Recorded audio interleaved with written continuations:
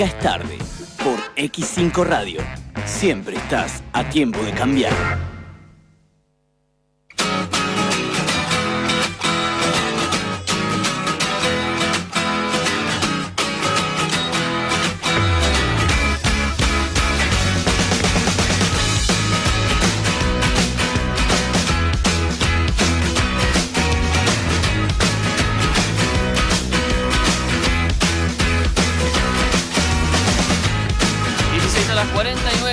Y ahora sí, la saludamos a ella como cada martes.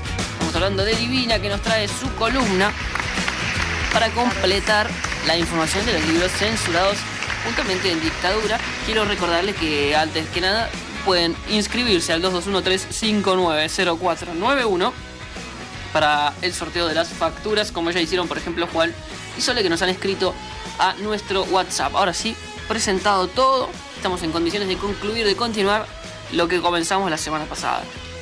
La Argentina bajo la dictadura vivió un genocidio cultural, dijo Cortázar en una revista, en un artículo colombiano.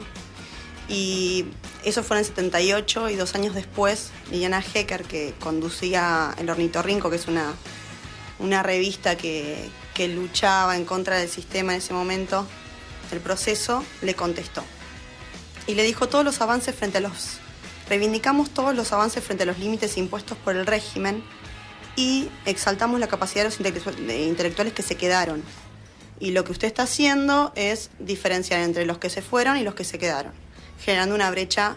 Hubo igual ese conflictito ahí entre los que se quedaron y los que se fueron. Claro, por ejemplo, Sábato se quedó por sus propios intereses, diríamos. Era funcional al gobierno de facto y... Sí, no molestaba tanto en realidad. No, pero por ejemplo creó una comisión para la censura de programas de televisión, Borges lo apoyó, estaba como protegido, sí. si se quiere. Hace poco escuché a Bayer hablar sobre Cortázar y una potencial, era en Cortázar, no me puedo acordar quién más, que como que los querían traer de vuelta, sí. Y Cortázar fue uno de los que dijo que no. Exacto. Que no volvía y por eso no... Cortázar se había autoexiliado en el 51. Cuando quiso volver, estalló el golpe y de ahí, definitivamente después no quiso volver. No quiso volver, sí. Bayer lo contaba con Soriano, era el otro. Soriano y Cortázar, con Bayer reunidos en Europa, no me acuerdo por qué, que contaba que le habían propuesto a Cortázar volver y Bayer lo dice como diciendo Cortázar en ese momento tenía una novia que no quería volver. Luego Bayer igual va a tener también otro conflicto con Sábato. Sí, bueno. Y cuando Sábato le dice que él podía publicar sin censura en La Nación, él decía, evidentemente, como decías vos recién, no molestabas tanto. En el 76, en mayo del 76, a los 2 meses del golpe, se gestó un almuerzo que se trajo como para dar una lavada de cara al gobierno. Recién 2 meses y ya había empezado a desaparecer escritores, un almuerzo con escritores a dedo. Ahí estuvo Sábato, estuvo Borges, estuvo Conti, fueron a pedir por Conti. Y todo igual, no creo que haya ido. No, por eso. No. Casualidad. Y lo que, por ejemplo, Sábato cuando salió no quiso decir lo que se había hablado, y cuando sale Borges expresa: le agradecí personalmente a Videla el golpe de estado del 24 de marzo que salvó al país de la ignominia y le manifesté mi simpatía por haber enfrentado la responsabilidad del gobierno. Yo que nunca supe gobernar mi vida, menos iba a poder gobernar un país. Entonces ya decir esa frase es bastante heavy, estás reivindicando un golpe y sobre todo de la parte cultural. La gente que era más maleable podía llegar a escuchar eso y se dejaba... Yo acá igual no lo voy a defender ni de casualidad a Borges. No estoy ni defendiendo ni juzgando, estoy contando lo que pasa. Exactamente, pero por ahí se puede llegar a interpretar que Borges estaba al tanto de todo lo que pasaba. Yo no sé hasta que... Lo mismo por eso es que es la duda con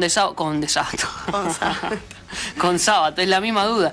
Digo, ¿hasta qué punto estaban metidos? ¿Hasta qué punto sabía? ¿O hasta qué puntos eran funcionales, como vos decís? ¿O eran las armas culturales que tenía la dictadura? En contra, claro. No, y como digo, saber lo que estaba pasando, que estaban desapareciendo gente. Lo mismo, la misma crítica o cuestionamiento les ha caído tanto a Menotti como a los futbolistas que jugaron en el Mundial del 78. Hago un paréntesis, ayer vi una película que se llama Colonia Dignidad. Una colonia, fue Paul Schaeffer juzgado acá en nuestro país, del área cultural. Desaparecían periodistas en Chile, y esto estaba en Chile, y era justo en la dictadura, todo el tema del Plan Cóndor, fue en esa época cuando estalló. Bueno, el Plan Cóndor obviamente por esto de había listas negras a lo largo de toda Latinoamérica o Sudamérica en realidad. Uh-huh. De hecho, Galeano es el de las 5 llaves, el del cuento de las 5 llaves, que habla, creo que es Galeano, que habla de no me acuerdo qué autor es, si no me equivoco es Galeano, que tenía un departamento en Capital Federal, pero a su vez tenía, o García Márquez, uno de los dos, tenía llaves de 5 amigos de otros escritores a los que se iba, 5 por poner un número, creo que eran 5 puntualmente, a los que se escapaba, donde se podía escapar si lo estaban buscando. De hecho, por eso se salvó. No sé si no fue Galeano. Acá toda la parte cultural era secuestrada y llevada a esa colonia para lavarle el cerebro, diríamos, y había gente que abajo había túneles y se los picaneaba, y bueno, me acordé justo de todo esto que fue en esa época y que también pasaban otras cosas, y bueno, fue juzgado justamente en nuestro país en el 2004. En el 2010 falleció. Es famoso ese caso. Es Mario Benedetti, me parece que no está bien. Galeano, hablando de Benedetti puntualmente. Está bien. Bueno, luego el escritor Bayer también se quejó del papel de Sábato, como decíamos, durante el Mundial, y que comparaba a los argentinos con ciudadanos europeos, y que evidentemente dice que no podía pasar eso en un país súper cultural. No podía haber un gobierno de facto que no guiara bien al rebaño, diríamos. El otro caso fue en el 76, cuando Hellman se encontraba en el exterior y también denunció lo que estaba pasando, y fueron a buscarlo a Hellman para secuestrarlo, y encontraron al hijo y a la esposa embarazada, y ahí desaparece la nieta de Hellman, y luego la encuentran en el 2000. Volviendo a la muestra, que fue lo que fue el disparador de la columna, la muestra de Mar del Plata, que fue hasta la semana pasada. La muestra se llamaba 40 años, les recuerdo, 40 libros, 40 afiches, 40 impresos. Había libros de otros escritores como Héctor Pujol, el autor del Eternauta, y de Joaquín Areta. Héctor Estergel Pujol. Está bien. El Pujol era el segundo, pero yo no tenía el segundo, mirá. Héctor, te digo el nombre completo. Héctor Germán Oestergel Pujol. Y Joaquín Areta, que desapareció en junio del 78, que fue el poema, quisiera que me recuerden, que fue tomado por el expresidente Néstor Kirchner. Sí. Escuchar ese relato, ahí te meto yo un paréntesis, ese relato de Néstor es piel de gallina pura. Y el relato los informes de TBR de cada aniversario de la muerte de Néstor son golpes bajos uno atrás del otro, puntualmente utilizando ese digo para la gente, digo, a la que le significó un punto bisagra, por lo menos en la cuestión política. Movilizante. Exactamente. Yo lo leía y es bastante movilizante. Exactamente. Y la exposición también incluyó ejemplares de una especie de autobiografía de Ángela Urondo Raboy, que es contemporánea y también es hija del poeta Francisco Urondo y la periodista Alicia Raboy, que lo que me llamó la atención de ella es que hasta los 20 años no supo que era hija de desaparecidos, y luego cuando recuperó su identidad hizo un juicio de desadopción que no existe, y fue la primera y se la apoyó. Después, bueno, se tomó el caso de ella como precedente. Y bueno, su hermana continúa desaparecida, y en el libro, bueno, cuenta un poco de su secuestro, porque también mentalmente uno no tiene registro de los primeros 2 años. Ella tiene hasta el registro de cuando era bebé y los lugares, se acuerda, estuvo en la parte de Mendoza y se acuerda los lugares, es como que tenía memoria a pesar de ser bebé. Entonces también lo tomó desde la ciencia, fue tomada la parte psíquica y cómo los hijos desaparecidos y las torturas pueden llegar a quedar en un bebé. Sí. Y bueno, también hay escritos de las abuelas de Plaza de Mayo, madres de Plaza de Mayo también, y testimonios sobrevivientes y ensayos.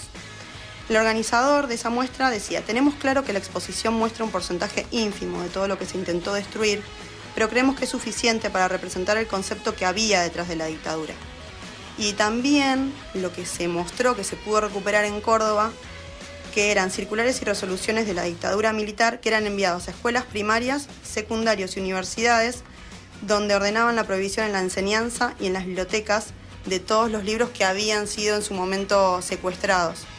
Y si encontraban alguno de esos libros de contrabando, caían hasta docentes que ni siquiera tenían que ver quizás, o chicos que estaban ahí, caía todo el mundo. Es que las listas negras a veces caían por estar en la agenda de alguien. Sí. Eso era, digo, no tenían límites, no les importaba. Vos por ahí estabas en la agenda de... Sí, de Pepito. Alguien que incluso era investigado como posible subversivo, y poniéndole palabras de lo que podría ser. De lo que se habla. Yo no pensando que son subversivos, pero podrían ser un posible subversivo, y por estar en la agenda de esa persona que estaban investigando caías vos. Ayer en esa película se mostraba que este periodista que había hecho un afiche en contra de Pinochet, estaba la novia que era azafata, es un caso real, y estaba ahí por 4 días y figuraba en la agenda justamente lo que decís vos, Fede, y bueno, cayó y también fue esa colonia de dignidad. Y bueno, y para terminar, quería leer, si puedo, sí, el poema. Léelo, y yo acá tengo para cerrar donde cité a Galeano hablando de un poema de Benedetti por el tema de las llaves que decía, que acá lo encontré, son 5 líneas, así que léelo, no hay problema. Quisiera que me recuerden sin llorar ni lamentarme. Quisiera que me recuerden por haber hecho caminos, por haber marcado un rumbo, porque emocioné su alma, porque se sintieron queridos, protegidos y ayudados, porque interpreté sus ansias, porque canalicé su amor. Quisiera que me recuerden junto a la risa de los felices, la seguridad de los justos, el sufrimiento de los humildes. Quisiera que me recuerden con piedad por mis errores, con comprensión por mis debilidades, con cariño por mis virtudes, y si no es así, prefiero el olvido, que será el más duro castigo por no cumplir mi deber de hombre. Esto contextualicemos cuando fue escrito. Es muy movilizante si